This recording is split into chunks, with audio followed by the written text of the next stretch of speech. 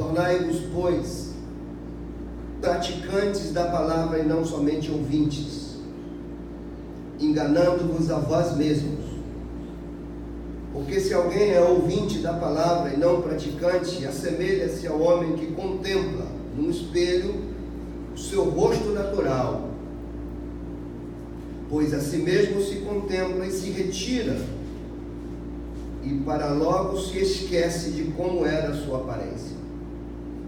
Mas aquele que considera atentamente na lei perfeita, a lei da liberdade, nela persevera, não sendo ouvinte negligente, mas operoso praticante, esse será bem-aventurado no que realizar.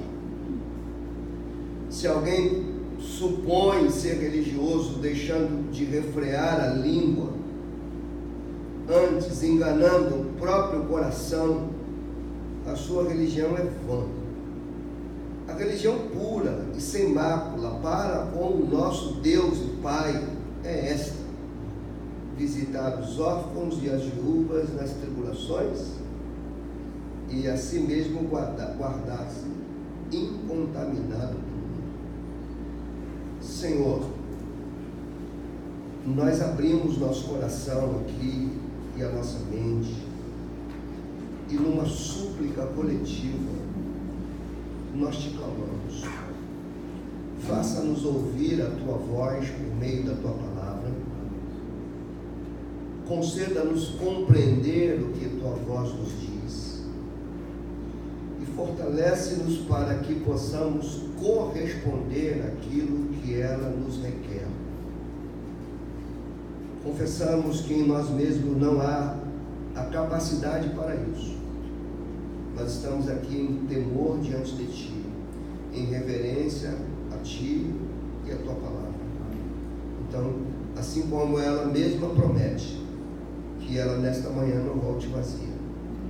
Venha mexer conosco, que a Tua palavra possa transformar nosso interior e que nós não possamos apenas ficarmos ouvindo e contemplando, e sim respondendo a ela com aquilo que ela requer de nós. Que o Teu Espírito seja conosco, Senhor, em nome de Jesus Cristo. Amém. Irmãos, como eu já tenho dito e repetido para vocês, a carta de Tiago, assim como a carta de Pedro, é escrita para a comunidade cristã que vive na dispersão. A gente vê isso logo no versículo 1. Aos da dispersão, palavra grega diáspora, que significa aqueles que estão, no contexto de Tiago, provavelmente todos os cristãos a quem ele endereçava a carta, que viviam não só numa determinada região, mas que viviam em toda a extensão do Império Romano. Por isso, os da dispersão. Poderia também ser um texto diretamente endereçado a judeus que não viviam na Palestina, por isso na dispersão, ou seja, no Império Romano.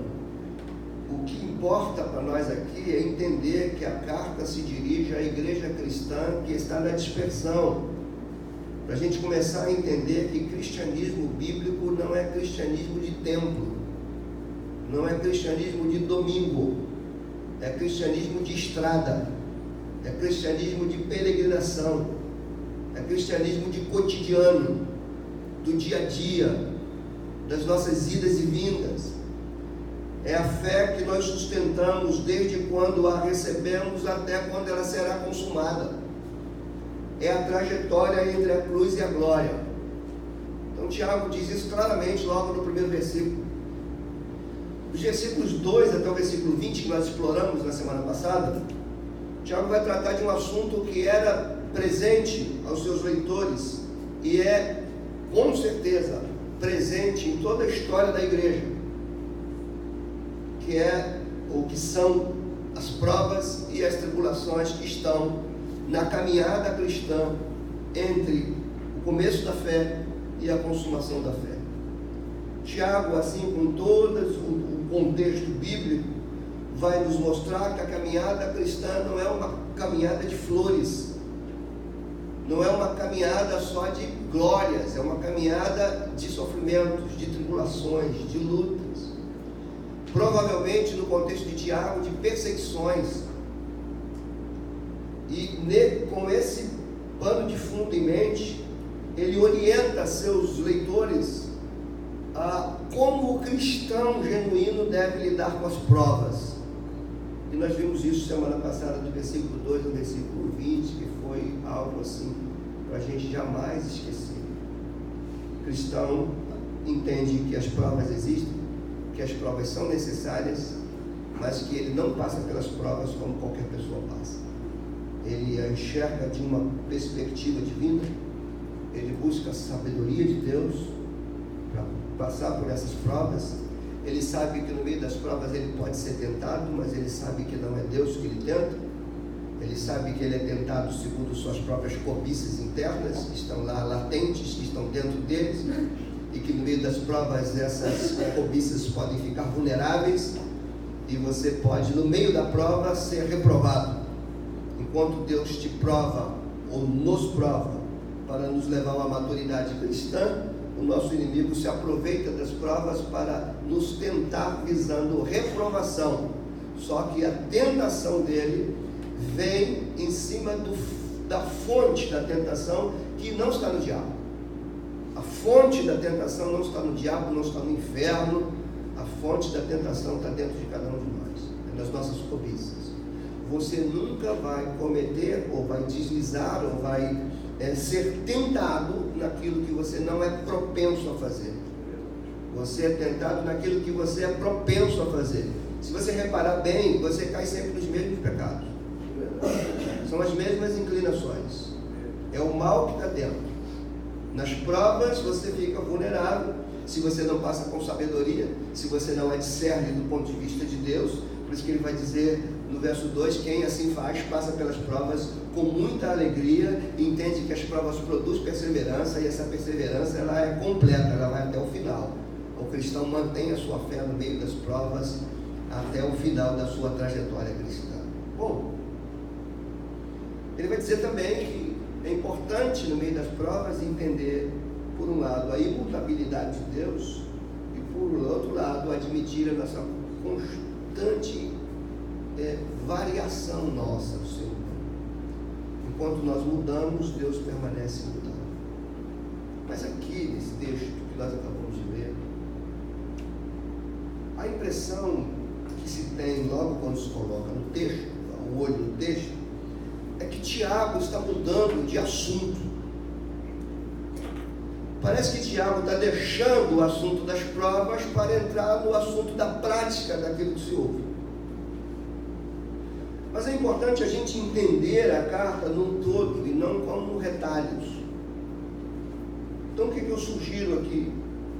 Que a gente entenda aquilo que Tiago começa a ensinar aqui à luz de uma vida de provas e de tribulações. E aqui, irmãos, talvez Tiago esteja batendo no ponto que seria o centro de toda a fragilidade da fé dos seus leitores. Tiago escreve para uma comunidade cristã de uma fé ainda imatura, por isso que ele vai discutir a questão de fé e obras no capítulo 2. Tiago escreve para uma comunidade cristã que tinha dificuldade com as provas, com as tribulações. Tiago escreve para uma comunidade cristã que tinha muitas divergências entre pobres e ricos. Mas o ponto central de uma fé adoecida, o ponto central, segundo Tiago, e que nós aqui estamos ratificando, o ponto central de uma fé adoecida, da falta de condições de passar pelas provas, de discernir essas situações, de entender a mão de Deus nos momentos mais difíceis da vida. A grande razão disso não está no diabo, não está no mundo, não está em Deus. A grande razão de não sabermos passar pelos dilemas da vida está numa atitude que se eterniza na igreja, que é a atitude de ouvir e não praticar. O O que Tiago está aqui denunciando de forma direta é a indolência cristã. Tiago está falando da religião oca. Tiago aqui está denunciando um povo acostumado com sua religião. Eu penso, irmãos, que o que ocorria no contexto de Tiago, o que ocorria com seus leitores, tem sido comum nos nossos dias. O que eu percebo quando eu vejo essa carta é que essa patologia religiosa está presente hoje. Aquele costume de ouvir, de achar interessante, de achar bonito, de considerar verdadeiro, mas não atentar para a necessidade de praticar aquilo que está ouvindo. Tiago está dizendo que o cristianismo bíblico não se sustenta por você crer numa verdade, ele se legitima quando a verdade que você crê dirige a tua vida. Do contrário, é uma religião vazia. Presta bem atenção no verso 21, porque tem uma palavra aí que é elo. Porque ele começa o 21 dizendo, portanto. A pergunta que a gente tem que fazer aqui é, esse portanto está relacionando o que com o que? Numa primeira olhada, o portanto está relacionando o texto que vai seguir com o texto que precede, que é quando ele fala no verso 19, sabeis essas coisas, meus amados irmãos, o homem esteja pronto para ouvir, tardio para se irar. E no verso 21 ele vai dizer, depois, porque a ira do homem não produz justiça de Deus, portanto, aí ele vai entrar então no texto, no seu ensino, no prosseguimento da sua escrita, trazendo a cura, o remédio, a solução para a questão de não praticar e, pelo contrário, verbalizar a ira. A gente teria uma conexão aqui bem clara, mas o texto também pode estar conectado com o verso 18, quando ele diz, segundo o seu querer, ele nos gerou pela palavra da verdade, para que fôssemos como primícias das suas criaturas. Nesse sentido, ele fala da palavra da verdade que gera vida, abre um parênteses no verso 19 e no verso 20, e no verso 21 ele conecta de novo, dizendo, portanto, despojem-se para ouvir. E ao ouvir, pratiquem. Mais ou menos isso que está aqui. O importante é a gente entender que a gente está num texto único, que vai conectar a necessidade da prática da palavra com o viver sob provas, sobre tribulações, sobre lutas. E é disso que eu quero também falar esta noite. Bom lembrar que Tiago fala, a carta de Tiago fala de um cristianismo prático. Alguns falam que Tiago é o provérbio do Novo Testamento, do prático, caminho da escolha. Tiago não ilude. Tiago denuncia uma religião de maquiagem.